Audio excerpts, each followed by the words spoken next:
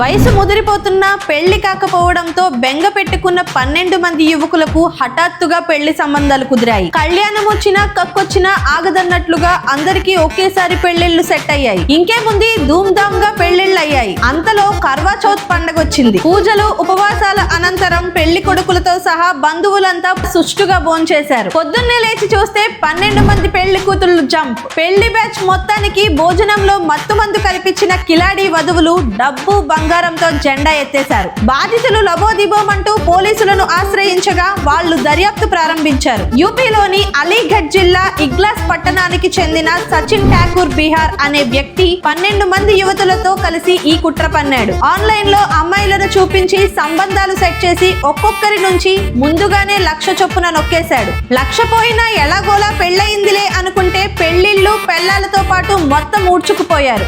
Marriage broker Sachin కూడా కుటుంబంతో సహా పరారీలో ఉన్నట్లు పోలీసులు తెలిపారు.